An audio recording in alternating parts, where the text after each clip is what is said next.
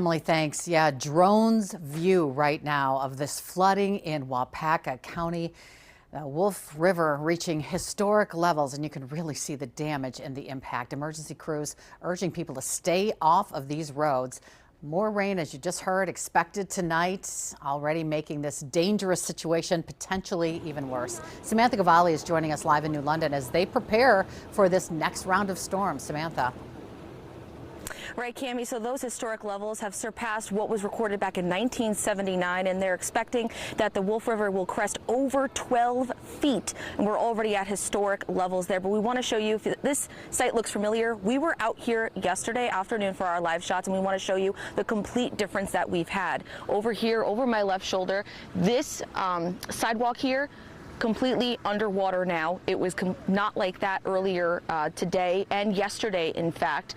Even just down the road, that is the Wolf River right there. But right now we're on Wolf River Avenue, which theoretically enough has become the Wolf River.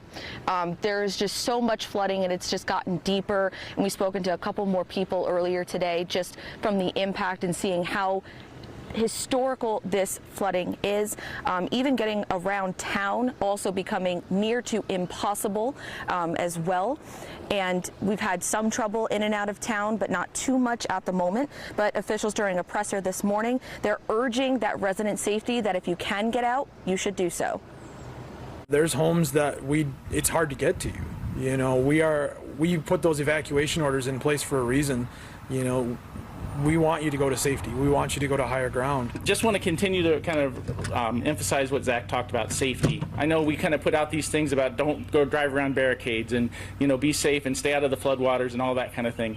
Just, this is a heightened kind of idea with that now. We're talking about protecting life and property.